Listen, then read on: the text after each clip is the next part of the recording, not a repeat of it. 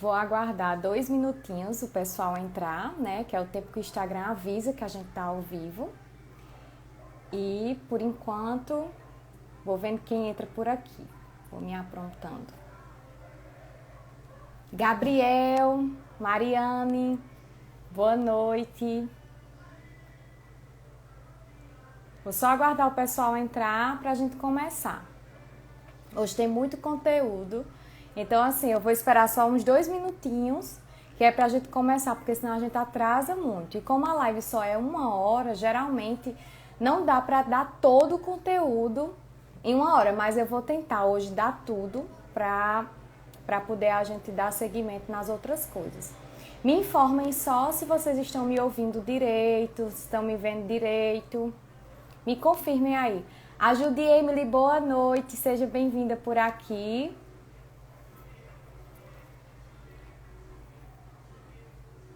Luciana, bem-vinda, boa noite. Ótimo, tá bom. Tá ótimo, então? Ok. Eu vou só começar, né, me apresentando.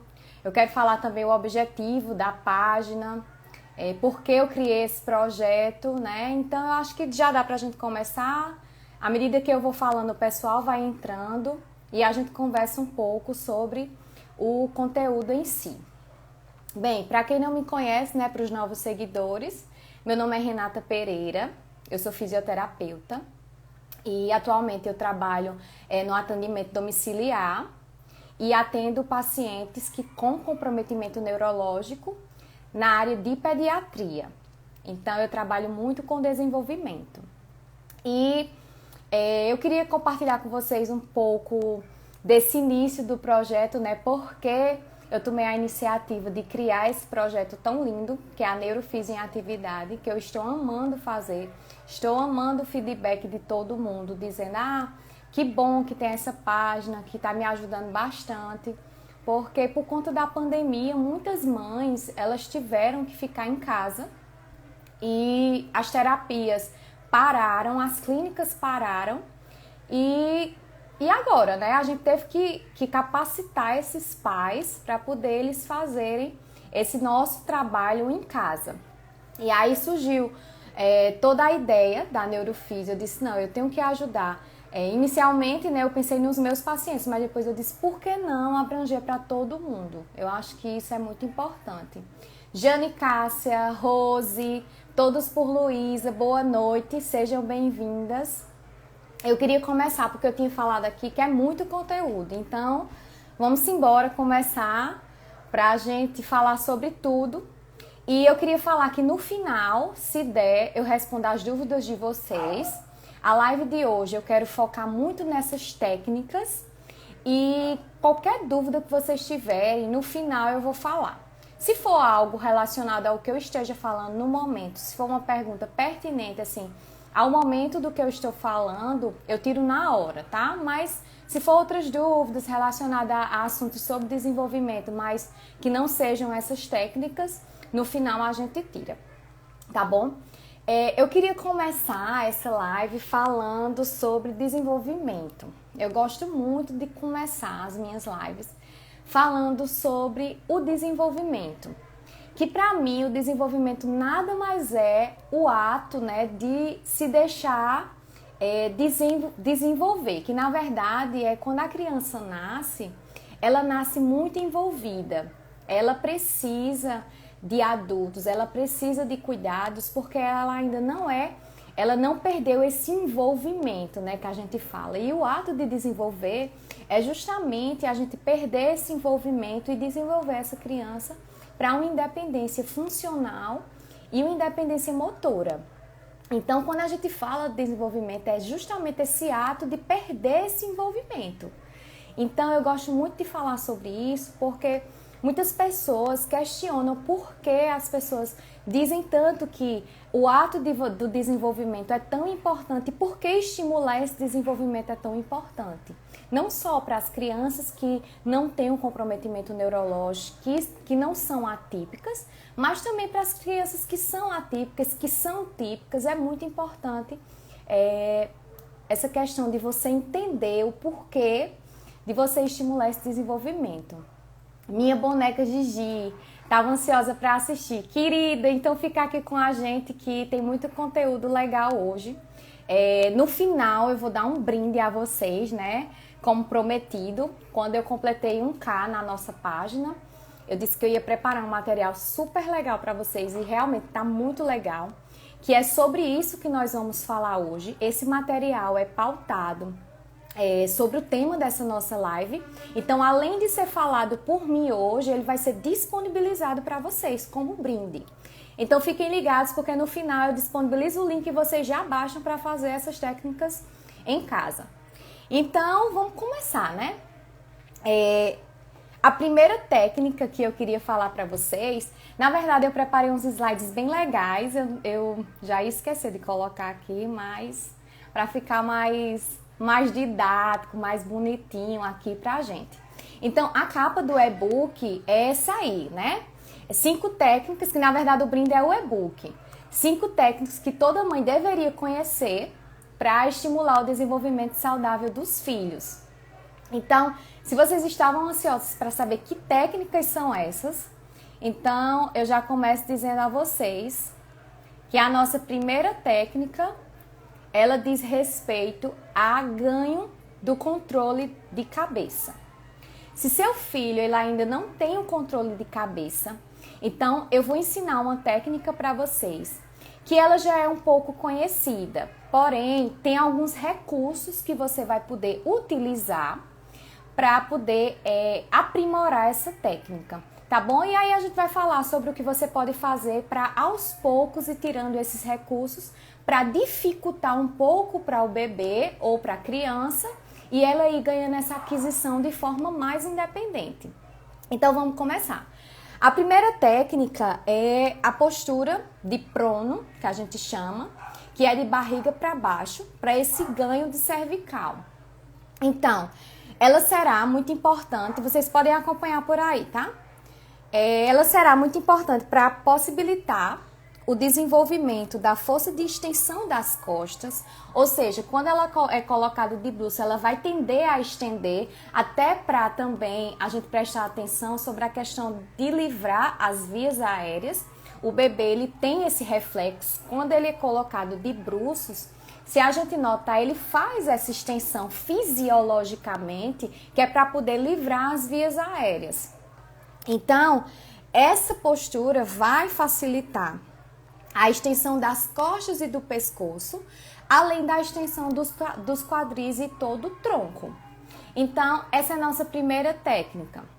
Se o seu filho apenas levanta a cabeça justamente para livrar essas vias aéreas, sem conseguir mantê-la ou manter o olhar direcionado para a frente, você pode contar com a ajuda de um rolinho, toalha ou cobertor. Como é que você vai fazer isso? Se você não tem um rolinho em casa, aquele rolinho que compra nessas casas de artigos médicos, né, que a gente compra. Se você não tem um rolinho, você pode pegar um cobertor mais grosso, tipo um edredom mesmo, fazer um rolinho e colocar sobre o peito da criança. Isso vai facilitar bastante que ele levante ainda mais, porque isso é um suporte que a gente vai dar.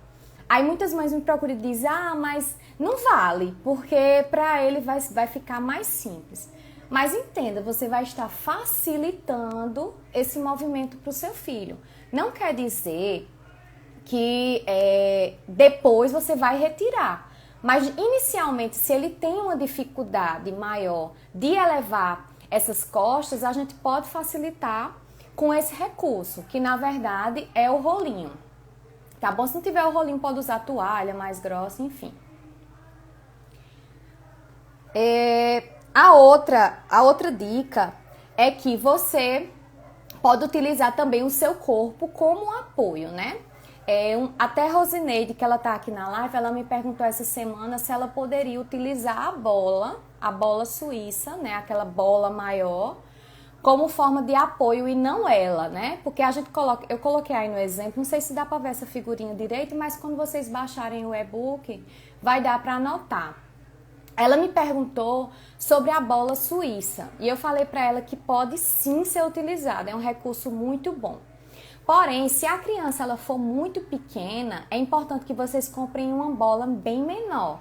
Porque quando é aquelas bolas maiores, quando você for fazer a questão de deixar ela de bruço e colocar os braços dela, eu vou falar sobre a descarga de peso, pode ser que esse alcance ao chão seja muito incômodo para ela, porque a bola é muito grande. Então ela não vai ficar reta, ela vai ficar inclinada. Então o objetivo da gente não é esse, o objetivo da gente é realmente deixar a criança em prono.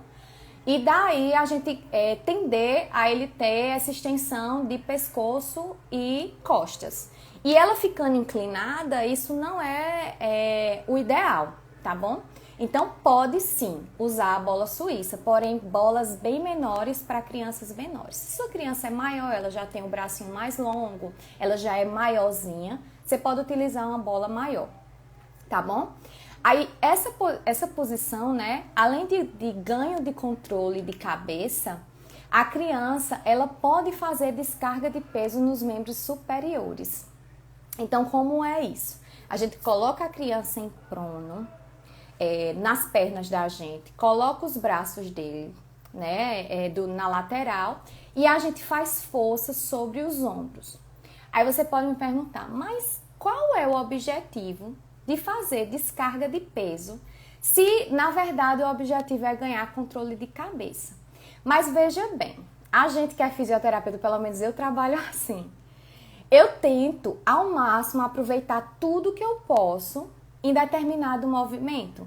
Se naquele movimento eu posso trabalhar controle de cabeça e simultâneo eu posso trabalhar outras áreas do corpo, é muito importante. E Rosineide está aqui falando, meu objetivo é descarga de peso. Ou seja, ela está fazendo 2 trabalhos num só. Porque por mais que seja só controle de cabeça ou só descarga de peso, vai fazer os 2. Então, ao mesmo tempo que o filho dela vai estar fazendo descarga de peso, ele vai estar fortalecendo as costas. Então, por isso que é importante a gente aproveitar ao máximo todos os movimentos. Eu gosto muito de falar sobre essa técnica com as mães, porque realmente é muito simples de se fazer. Algumas crianças reclamam, porém é muito importante, também pela questão do fortalecimento superior, porque a gente sabe que algumas crianças, elas têm o sistema sensorial nos membros superiores muito afetados. Então elas precisam ser expostas a esse tipo de descarga de peso, até para melhorar essa questão sensorial. Então vamos lá, deixa eu ler para vocês só essa parte aqui. Além de trabalharmos a força para levantar o pescoço, a gente proporciona também a descarga de peso nas mãos. Isto é extremamente importante para o desenvolvimento de novas habilidades, o que a gente acabou de conversar. Através desse peso nas mãos, é possível aprender capacidades de controle postural, orientação, estabilidade de tronco, braços e pernas. Então, como é o movimento? Você vai pegar a criança, desse jeito que está falando na foto, e você vai fazer força para baixo, vai fazer força para o chão. Doutora, o cotovelo da minha criança, ele tende a dobrar, porque ele não gosta de colocar as mãos no chão e ele fica dobrando o braço e tendendo a deitar. Eu tenho um paciente que ele é assim. Ele não consegue manter a extensão dos braços e aí eu tenho que colocar a tala extensora. Então, se vocês têm a tala extensora e seu filho dobra muito os braços, essa é a hora de você colocar a tala, tá bom? Porque a tala, ela vai manter essa extensão, ela não vai atrapalhar, muito pelo contrário, ela vai ajudar bastante. E se ela mantém sem a tala, é importante nesse momento você pegar um brinquedo. Então, se você pegar um brinquedo e você colocar na frente da criança, você tá fazendo descarga de peso. 3 coisas, né? A gente já tava falando de 2, já vai para 3 coisas. Você vai estar trabalhando essa questão da descarga de peso e alcance de objetos. Então, assim, esse movimento ele não é ideal para crianças muito pequenas. A questão de colocar de bruços, quando é recém-nascido, quando tem 1 mês, ou 2 meses, ou 3 meses, é importante. mas é só isso, para a gente realmente estimular que ela ganhe esse controle de cervical. Esse movimento aí, quando a gente parte para utilizar a descarga de peso e alcance de objetos, é ideal para a criança que ela está acima de 5 meses. Agora não é a hora, né? Quando ela é recém-nascida, não é a hora realmente de fazer esse movimento. E eu coloquei essa sessão porque é justamente para as mães que têm crianças com comprometimento neurológico e que precisam fazer isso, né? Fazer esses mistos de movimentos num só, porque geralmente as crianças já estão maiores, elas já conseguem, porém elas não têm esse controle de cabeça muito bem fechado, né? Então é muito importante pra gente saber. Deixa eu olhar só aqui as perguntas. Minha bebê de 6 meses trocou a válvula há 1 semana. Quando ela pode fazer esse movimento? Veja só, Gabriel, Mariana e Preciosa. Se eu fosse você, eu perguntaria ao médico, né, que fez essa cirurgia, porque depende muito de como está essa cirurgia, depende muito da questão de cicatrização, da questão de onde foi colocado e como foi colocado e que tipo de dispositivo foi colocado. Então, eu sugiro você perguntar ao médico que fez, né, esse procedimento, qual é o melhor momento para você começar a estimular. Eu sempre falo aqui que as mães me perguntam muito sobre quando começar, porque realmente existe uma ansiedade muito grande para não perder tempo, e isso é muito bom, porque a gente fala muito das questões de plasticidade não adaptativa, né? Quando a criança ela não tem essa oportunidade. Então, eu sugiro você conversar com o médico para saber realmente que tipo de válvula foi colocada, quanto tempo, a questão de cicatrização e quando você deve, tá certo? A literatura, ela diz que assim que a criança coloca, eu acho que com uns 2 meses é bom eu conferir isso. Já pode, porém é bom você perguntar, porque pode ser que ele sugira antes, né, para não ter essa perda de tempo muito grande. Antonella, você tem alguma paciente com hidranencefalia? Não, Antonella, tenho não. No momento eu atendo mais a questão do tônus, né? Eu tenho um paciente com síndrome de amaurose de Leber, atendo crianças com autismo também, mas com hidranencefalia ainda não. Mas eu queria, né? É uma oportunidade muito boa de aprendizado. E quando a criança tem baixa visão, como utilizar o brinquedo? Perfeito, perfeito. Meu paciente tem baixa visão, o paciente que eu atendo, que ele tem amaurose de Leber. E aí, como é que trabalha esses brinquedos? Veja só, quando a criança ela tem baixa visão ou ela tem uma cegueira congênita, a gente tem e deve explorar os outros sistemas. Eu exploro com o meu paciente muito o sistema tátil e o sistema vestibular e auditivo, porque é o que eles têm de melhor. Quando a criança ela não tem a visão, ela utiliza de outros sistemas para poder se comunicar com o ambiente. Então, o meu paciente, eu vou trazer como exemplo o meu paciente, tá? Ele tem uma cegueira congênita. E como é que eu faço para trabalhar essa questão do brinquedo? Com música. Ele é um paciente que gosta muito de música. Então, eu trabalho com ele muito essa questão auditiva e eu mesmo pego a mão dele e alcanço os objetos. Vamos pegar, é uma criança que é homem, tá? Vamos pegar esse carrinho agora e eu ainda faço lateralidade com ele, aproveitando a descarga de peso e aproveitando o controle de cabeça, né? Porque aí eu levo a mão dele para alcançar ao contrário. Então, eu trabalho na diagonal, trabalho lateralidade e faço ele alcançar os objetos. Quando eu não uso brinquedo, geralmente eu uso recursos sensoriais, texturas diferentes, né? Aqueles tapetinhos sensoriais que no meu grupo do Telegram até eu indiquei para algumas mães, algumas coisas. Eu gosto muito de trabalhar com aquilo, então eu coloco a mão dele nesses objetos, porque por mais que ele não tenha a visão, ele trabalha muito o sistema tátil. O sistema tátil para crianças que têm baixa visão é tão importante ser explorado, que a gente consegue realmente ter ganhos com essas crianças trabalhando dessa forma. Então, quando ela tem baixa visão, a gente parte para outros sistemas, tá bom? Gabriel e Mariana, eu acho que respondeu a sua pergunta. Qualquer dúvida, você pergunta aqui que a gente vai respondendo, né? Então, eu queria falar para vocês, só voltando aqui, deixa eu deixar em mim aqui, que eu coloquei observações lá no nosso material. Utilize brinquedos chamativos para que ele tente ao máximo levantar a cabeça, como já foi discutido aqui. Pois o estímulo ele será feito visando estimular que a criança levante a cabeça e mantenha levantada. Aí minha criança tem baixa visão. Vamos botar um brinquedo que tem música? E aí, à medida que a gente vai aumentando o volume da música, pode até ser um celular, tá? Eu uso o celular para isso. Vamos diminuindo, né? Vamos colocando pertinho, vai diminuindo, vai diminuindo. O meu, hoje, antigamente, ele não conseguia acompanhar. Ele não conseguia, ele era muito pequeno. Ele ainda não tinha essa maturidade neurológica para acompanhar. Mas aí, hoje, ele acompanha onde é que está o som. Então, a gente vai colocando gradativamente e vai diminuindo. E aí, a criança vai alcançando. Mas tudo depende da maturidade neurológica. Hoje, ele tem essa maturidade.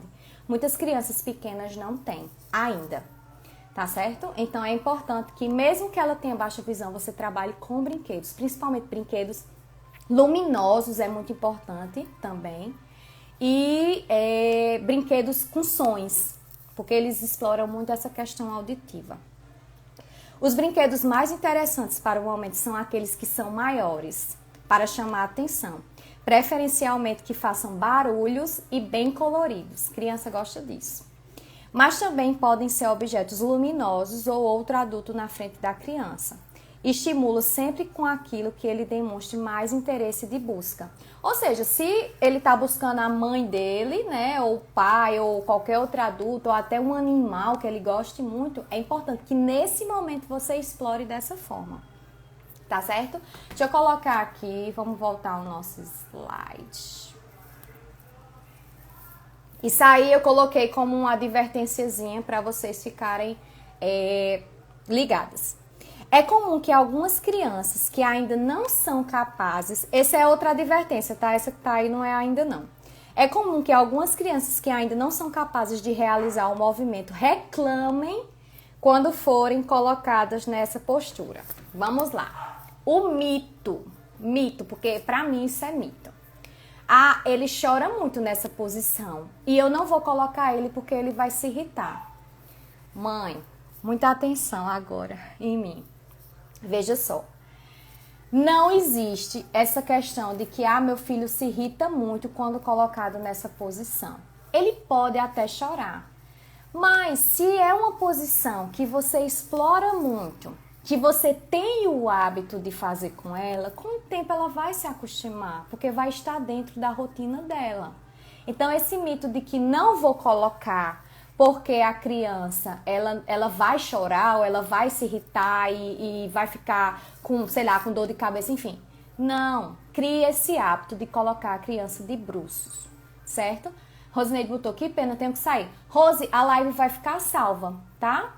Quando você sair, depois se você quiser reprisar, vai ficar por aqui, tá bom? Outro mito que eu também coloquei, não é uma advertência, tá? Mas eu coloquei para discutirmos aqui na live. Meu filho é preguiçoso. Ele não levanta a cabeça quando eu coloco ele de bruços. Gente, não existe criança preguiçosa. Criança, ela nasceu querendo explorar o ambiente, querendo explorar as coisas ao redor. Então, não existe a minha criança é preguiçosa para fazer determinada. Se você notou que sua criança ela tá com uma dificuldade de levantar essa cabeça, de ter esse ganho, procure um neuropediatra.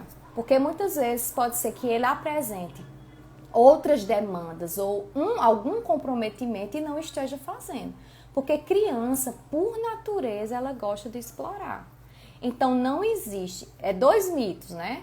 Meu filho é preguiçoso e o outro mito, ele chora nessa posição, por isso que eu não coloco ele nessa posição. Você tem que criar esse hábito com seu filho. Tudo é rotina.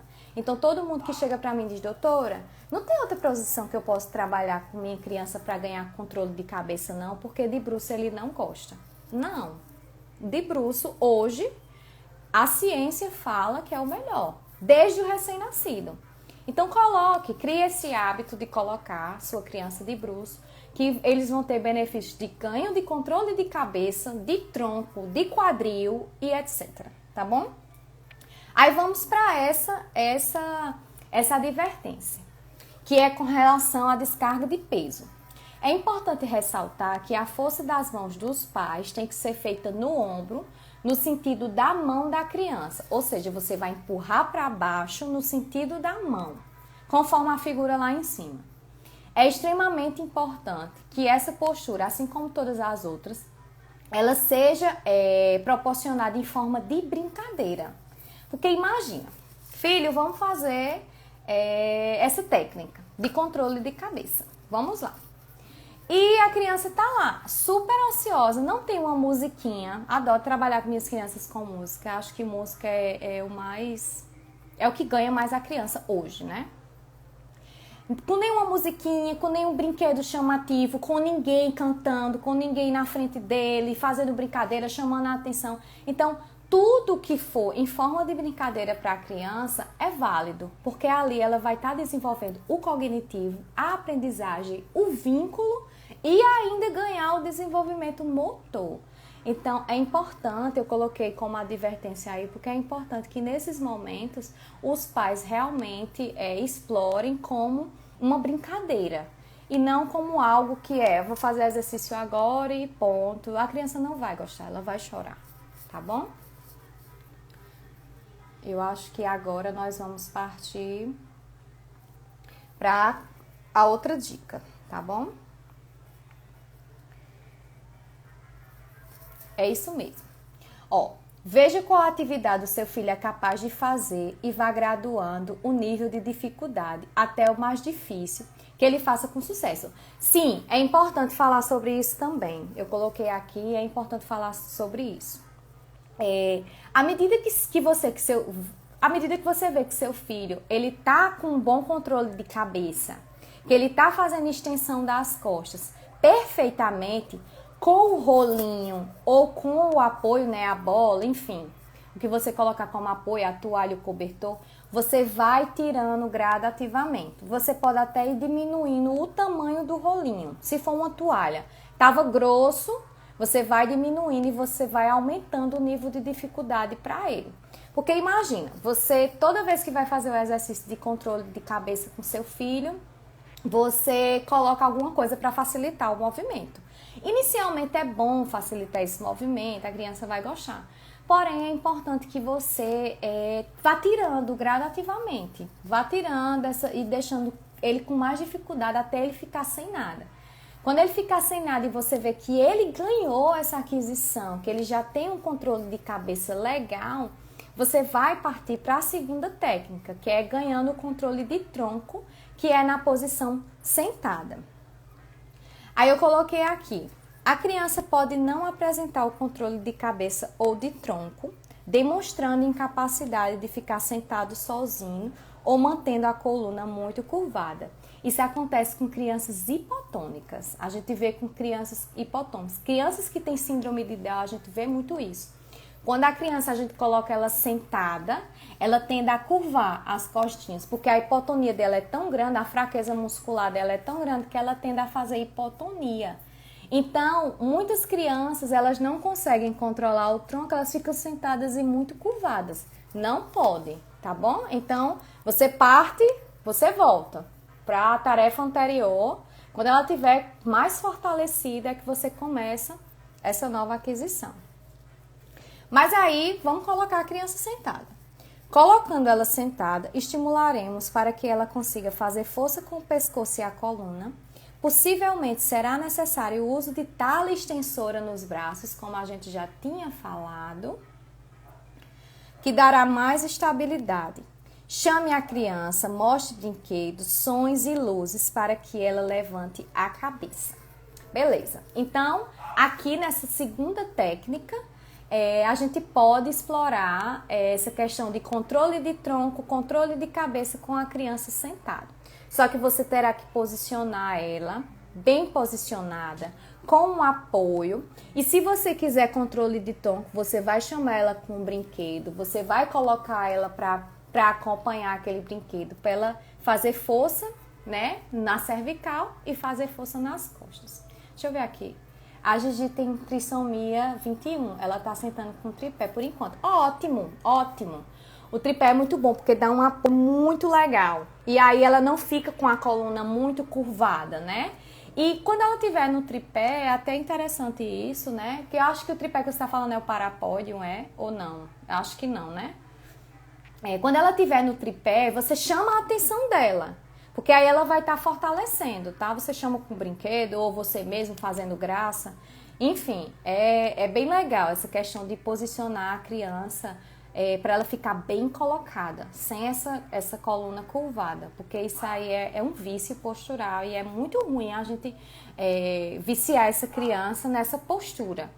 Porque a gente não está no período de plasticidade, então a gente tem que fazer funções adaptativas, tá? A gente não pode fazer funções não adaptativas. Ela botou, faço isso. Legal, muito bom. Vamos para a advertência, então, dessa posição. Não é essa aqui. Eu coloquei o final para vocês. É porque é tanto slide. Acho que não é esse, não.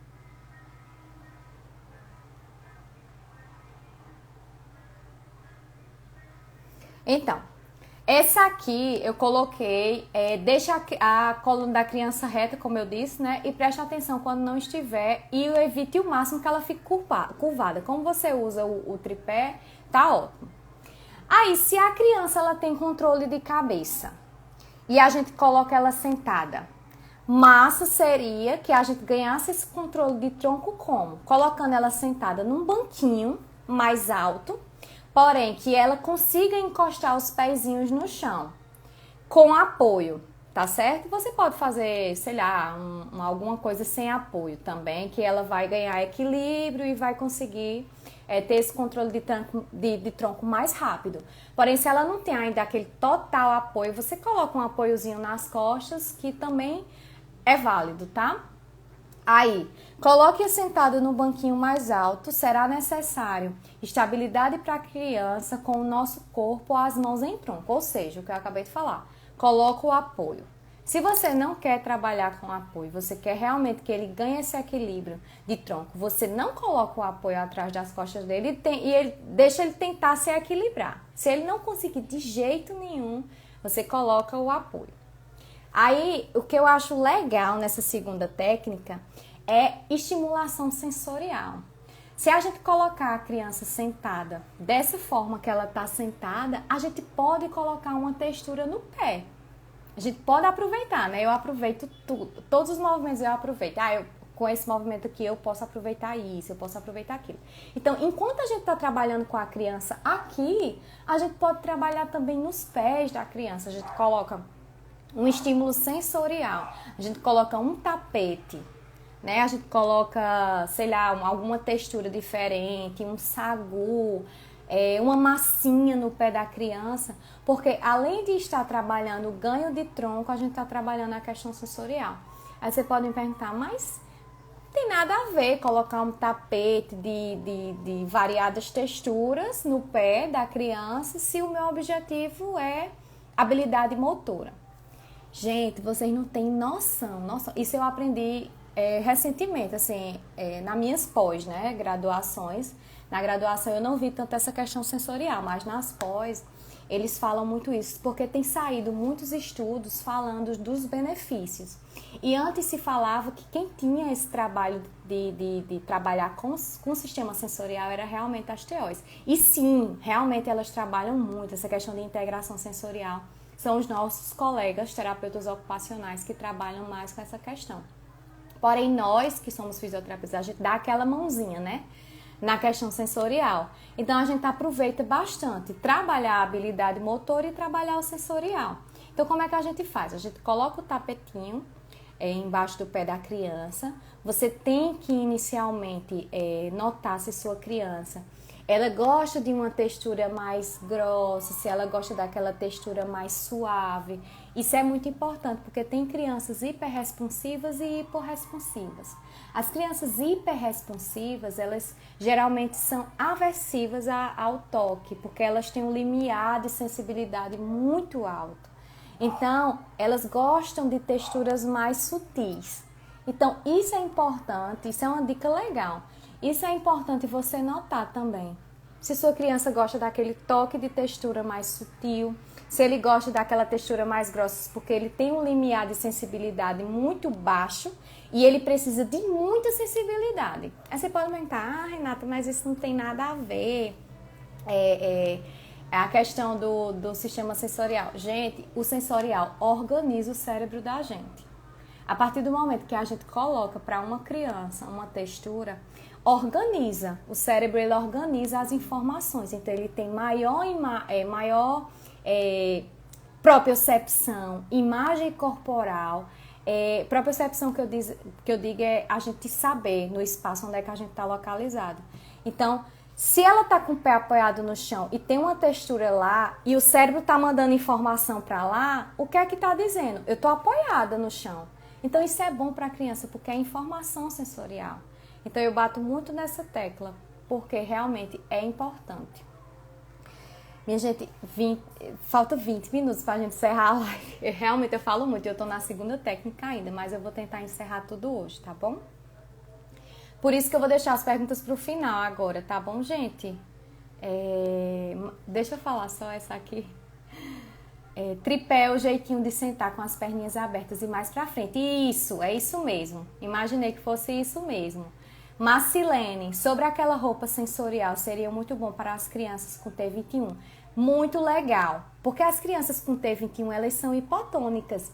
Então, criança que tem hipotonia, a gente tem que mandar informação sensorial. Quanto mais informação sensorial para as crianças hipotônicas, melhor. Tanto para o pé quanto para a coluna. Esse meu paciente, ele tem uma hipotonia central muito grande e ele realmente faz uso desse colete, porém é um colete artesanal e ele esquenta muito. Então, vocês também têm que estar muito atentos sobre a questão do material que é feito esses coletes. Porque quando ele é artesanal, geralmente ele é feito de pano, né? E aí dificulta bastante, porque esquenta muito, a criança fica muito irritada. Mas é muito bom esses coletes sensoriais por conta da questão das informações, de mandar informação, porque crianças hipotônicas ficam muito curvadas, então se a gente mandar informação para a coluna deles, eles vão tender a ficar com uma postura mais ereta e aumentar esse fortalecimento da musculatura. Então é realmente muito importante o uso do colete e eu gosto bastante de indicar também. Vamos lá. Então, vamos partir para a advertência. Eu coloquei até uma atenção grande. A coluna da criança deve estar reta, pés devem estar totalmente apoiados no chão para fazer a atividade proposta, que a gente acabou de falar. A gente pode também fazer transferência de peso de um braço liberando o outro. Esse tipo de técnica aí, vocês vão trabalhar com a criança no chão. Vocês vão se posicionar nas costas dela. Vocês vão ficar atrás dela e aí vocês colocam elas sentadas e vocês podem colocar brinquedos nas laterais. E aí vocês vão proporcionar para ela o quê? Ganho de controle de tronco e transferências.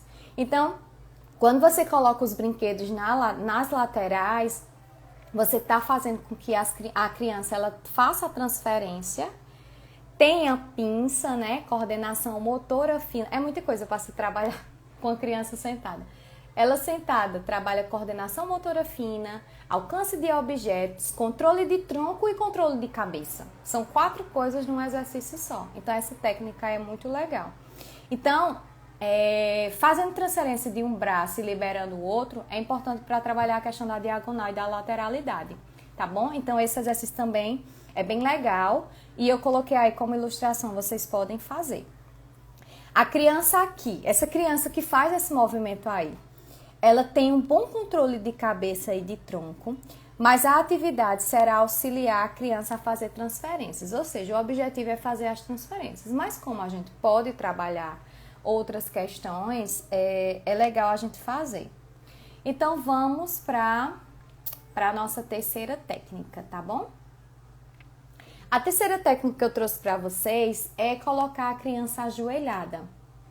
Então, para a gente colocar a criança ajoelhada, essa criança ela já tem a capacidade de controlar a cabeça e de controlar o tronco. Se ela ainda não controla o tronco e nem a cabeça, ela não vai conseguir ficar ajoelhada, porque ficar ajoelhada demanda muito das costas dela, demanda muito da região cervical. Então, para ela ficar ajoelhada, ela realmente tem que ter essas duas aquisições. Enquanto ela não tem essas duas aquisições, o ideal é realmente que vocês estimulem primeiro o controle de tronco e de cabeça e depois a gente parte para o ajoelhado. Você poderá pedir para que a criança busque objetos no chão e retorne. Ou seja, você coloca ela sentada sobre as pernas, né? Não na posição em W, não pode. Mas assim, coloca ela em cima das pernas e aí levanta ela, coloca o objeto lá embaixo e faz com que ela alcance. Usando a força de sua própria coluna para te entregar, encaixar ou colocar em algum lugar. Brincando na postura ajoelhada, a criança estará realizando importante descarga de peso nas pernas, levantando o quadril, ativando os músculos do tronco e tornando-se capaz de se equilibrar nos joelhos. É muito importante. A posição ajoelhada ela é importante para aquisição de engatinhar, né? Arrastar também e ficar em pé. Porque quando ela está ajoelhada, se ela já tem uma força maior nas pernas, ela só vai colocar o pezinho para frente e vai se levantar. E se ela estiver apoiada, como aí na foto, numa mesa, melhor ainda. Só que a minha sugestão aqui, inicialmente, é o quê? Inicialmente é realmente colocar esses brinquedos mais no chão, para ela tentar pegar e a gente primeiro fortalecer essas costinhas. Quando tiver bem massa, quando tiver bem, ela já tiver um fortalecimento bem bom, a gente coloca uma mesinha, porque aí colocando a mesinha a gente vai estar estimulando também a questão dela ficar em pé, né? Então coloca os brinquedos sobre a mesinha, coloca ela ajoelhada e faz o alcance de objetos. Vai estar trabalhando coordenação motora fina, alcance de objetos, fortalecimento de tronco, quadril e fortalecimento das pernas, porque está ajoelhado. Então, muito legal. Tá bom essa técnica. Então, vamos para a quarta. Gente, eu tô correndo um pouco, porque realmente o tempo tá muito, muito curto. Essa eu já falei. Então, vamos para ficando em pé, né? Que é a nossa quarta técnica, que é legal, que é a posição ortostática em pé. Eu trouxe para vocês, nessa primeira página da quarta técnica, sobre o parapódio. Vou explicar para vocês direitinho, mas se a criança ela ainda não tem controle de cabeça ou de tronco, que é o que a gente vê em muitas crianças que têm um comprometimento neurológico muito grande, é necessário a gente utilizar o parapódio. O parapódio, ele é um utensílio que ele dá apoio e estabilidade à criança para que ela seja mantida na posição em pé sem grandes dificuldades. Essa criança, ela pode não ter um controle de cabeça porque alguns parapódios, eles vêm com apoio para colocar a cabeça. Aí você pode me perguntar, mas qual é o sentido de eu comprar um aparelho que deixa a minha criança em pé, que deixa ela bem posicionada, mas que não está fazendo nenhum trabalho para que ela tenha uma aquisição motora? Veja bem, o principal objetivo do parapódio é descarga de peso. A sua criança ela não tem controle de tronco nem de cabeça, mas ela está descarregando o peso. Ela não está o tempo todo deitada na cama, né? Porque muitas crianças que têm um comprometimento neurológico, que elas não têm esses ganhos de controle de cabeça e de tronco, elas ficam muito tempo deitadas ou em carrinhos, enfim. E o parapódio, ele proporciona a posição em pé, então proporciona descarga de peso, melhor imagem corporal, porque aquela criança está em pé, melhor propriocepção, a criança ela tem noção de onde ela está no espaço, ou seja, ela está em pé. Melhora a circulação digestória, melhora a circulação sanguínea. Então, o parapódio ele tem muitos benefícios. Em muitos casos, como eu coloquei aí, é necessário colocar a criança em pé, mas é importante colocar a órtese nos membros inferiores. Por quê? Como ela não tem esses controles, pode ser que ela tenda a dobrar muito os joelhinhos, porque ela não tem força. A tala extensora vai deixar esse joelho estendido e ela não vai tender a dobrar. Além disso, a tala, ela mantém a amplitude de movimento. Então, se seu filho ele faz um movimento de uma articulação completa, vamos dizer assim, né? A órtese também ela ajuda para manter essa amplitude completa. Então, o uso do parapódio associado à órtese é maravilhoso. Porém, tem uma ressalva. Eu coloquei também aqui, que é a questão da indicação. Você não pode ir numa loja dizer, eu quero um parapódio para colocar meu filho. Não. Você tem que receber indicação ou de um fisioterapeuta ou de um médico. E o fisioterapeuta ou o médico, ele vai te ensinar a posicionar essa criança no parapódio.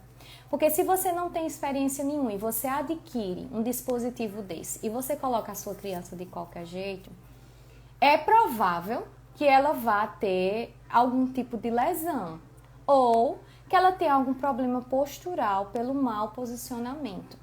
Então, é importante que esse dispositivo ele seja indicado.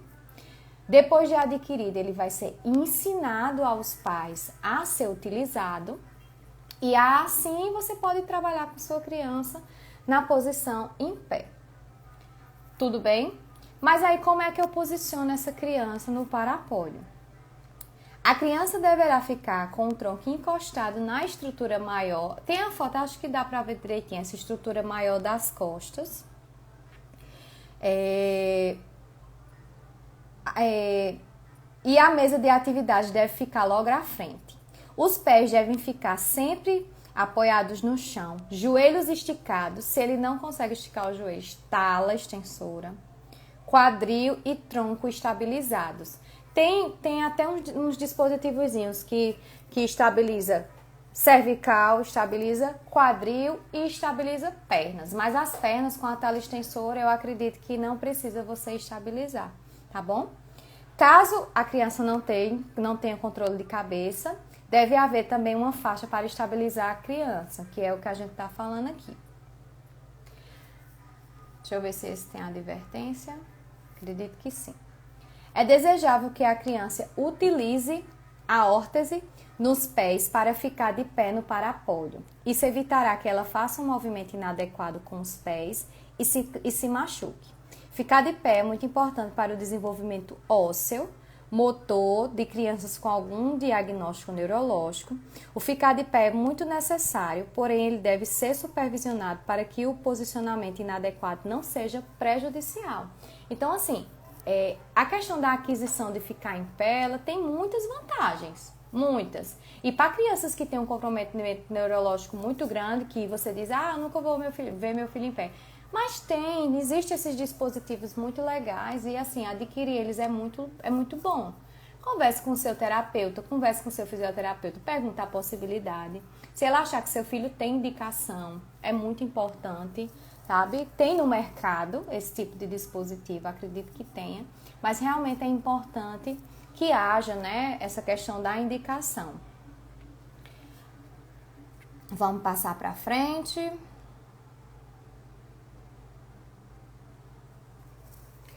Crie brincadeiras na postura em pé e continue estimulando. Se a criança tiver algo de apoio à sua frente, como uma mesinha, ela terá ainda mais estabilidade e poderá aproveitar para brincar com as mãos. Outra possibilidade é trabalhar com ela a atividade de transferir-se de sentado para em pé. Banquinho. A gente não tinha falado lá do banquinho, de colocar a textura no pezinho e tal, pronto. Ela sentada no banquinho, deixa a textura lá embaixo, né? E aí a gente estimula para ela ficar do sentado para em pé, do sentado para em pé. Crianças com síndrome de Down, que tem uma hipotonia muito grande.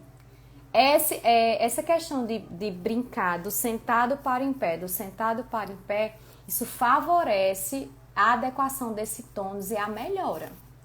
Então, assim, quando eu atendo crianças com hipotonia muito grande, eu geralmente trabalho muito com elas em pé. Se elas já têm esses ganhos de controle e de tronco, eu gosto de trabalhar sempre com elas em pé. Porque elas em pé, elas tendem a aumentar mais o tônus. Então, com esse aumento de tônus, a gente consegue mais alcances com elas em pé do que com elas deitadas ou sentadas. Até pela questão da atuação da gravidade. A gravidade, ela ajuda muito quando a criança está em pé. Porque a gravidade tenta puxar e ela tende a ficar mais ereta. Então, crianças que têm uma hipotonia central muito grande, é brincar em pé. Então, essa aquisição de sentado para em pé, trabalhar muito isso com crianças hipotônicas é muito legal, porque aumenta esse tônus. Outra possibilidade é trabalhar com ela a atividade de transferir de sentado para em pé. Podemos também encorajar a criança a subir o degrau e assim ficar por algum tempo com um apoio em um único pé, como na imagem aí. Meu filho tem todos esses controles, doutora. Porém, ele está começando a ficar em pé. Trabalhe de maneiras diferentes. Coloque um degrauzinho, aí você coloca um pezinho, depois você troca o pezinho. E aí você pode mesclar as texturas. Em cima do degrau, você coloca uma textura mais suave, por exemplo. E no degrau de baixo, que está o outro pezinho, coloca outro tipo de textura. E aí vai se trabalhando essa questão da troca dos membros. É legal porque não fica naquela questão monótona, sentado para em pé, ou deixar ela estabilizada em pé, para ver se ela ganha equilíbrio. Não, você pode mesclar. Você coloca um degrauzinho, depois você coloca ela mais para trás, coloca uma texturinha na frente, outra atrás. Até para ela aprender também essa questão da marcha, da passada. Isso também é muito importante. Eu tô correndo um pouquinho, mas a gente vai para a nossa última técnica, tá? Que é estimulando para andar. Eu acho que eu não coloquei aqui no slide não, pra gente não, então eu vou voltar para mim para falar para vocês sobre a nossa quinta e última técnica, que é o estímulo para andar. Se a criança ela já tem controle motor total, ela pode precisar de um dispositivo auxiliar, como andador, bengalas ou muletas. Proponha brincadeiras divertidas em que ele tenha que se deslocar e estimula a ter um desempenho cada vez melhor nessa função. Vamos voltar à criança que tem baixa visão. E criança que tem baixa visão ou cegueira, como é que faz para a gente estimular para andar? Gente, a gente pode estimular para andar essas crianças sempre colocando algo à frente delas, que é para elas terem noção de espaço.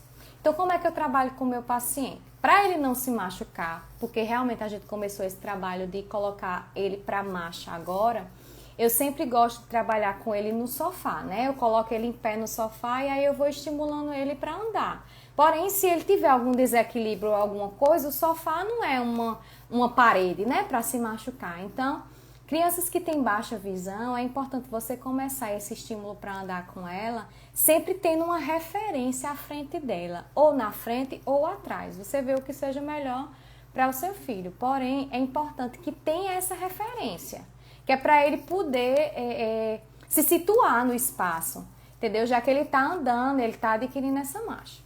Para crianças que não têm cegueira ou não têm baixa visão, você vai estimular ela para andar como? Toma, filho, vem pegar. Vem aqui pegar, você não quer o celular? Vem pegar. E aí, se ele já está com um bom equilíbrio para adquirir essa marcha, com uma pessoa, claro, supervisionando atrás da criança, bota uma pessoa na frente e vai chamando ela. Chega a pegar, filho, vem pegar. E aí, à medida que ele for querendo ir pegar, né, ele vai realmente alcançando, né, essa marcha. Associe com as brincadeiras que ele possa associar com outras habilidades. Por exemplo, jogar bolas, chutar e depois andar. Uma bola é muito interessante. Para estimular a criança para andar, uma bola é o ideal. Porque aí ele vai naquela brincadeira sentir a vontade de chutar, ele vai se sentir motivado. Porque essa questão da motivação realmente é legal. A criança ela tem que se sentir motivada para adquirir uma habilidade. Caso você não tenha uma dessas ferramentas para auxiliar na marcha do seu filho, utilize um apoio móvel à frente dele, pode ser uma cadeira, e vá auxiliando com suas mãos no quadril para que ele consiga dar um passinho de cada vez. E tente dar esse estímulo o máximo de vezes que você conseguir. Então, tá faltando só 4 minutinhos para a gente encerrar. Eu queria falar muito mais para vocês, mas vocês vão conseguir baixar esse e-book. Eu vou deixar como brinde para vocês esse material. Eu vou disponibilizar o link na minha bio. Vocês vão clicar lá e vai ser o primeiro link em cima. 5 técnicas que toda mãe deveria saber. Você clica lá e baixa esse material. O estímulo para andar, eu fiz até umas imagenzinhas, ó que legal. Tem o do bastão também. Tem a questão da criança lá com a tala extensora. Tá vendo quão importante é a referência? E para encerrar, eu queria deixar essa mensagem com vocês. Essa mensagem eu vi num estudo que ele foi publicado na revista de fisioterapia e ele diz respeito à cognição em ambiente, esse estudo. E eu vi essa frase e disse, vou trazer para as mamães na minha live. O interior da casa e os seus arredores são os primeiros ambientes vivenciados pela criança. Ter um espaço disponível para os pequenos é fator de proteção para o desenvolvimento da criança, ou seja, permite o desenvolvimento, pois há para onde se mover e o espaço estimula o comportamento exploratório. Ou seja, gente, ter uma casa e ter espaço para a criança se movimentar é a melhor coisa. Mais chão e menos colo, é o que eu digo aqui, mais chão e menos colo. Você ter a oportunidade de deixar seu filho se desenvolver, tendo um espaço. Eu sei que muita gente não tem esse espaço, mas assim, tenta ao máximo expor ele a espaços grandes, gramas, parques, enfim. Isso é muito bom para o desenvolvimento da criança, tá bom? Eu queria falar também sobre a questão do meu grupo do Telegram.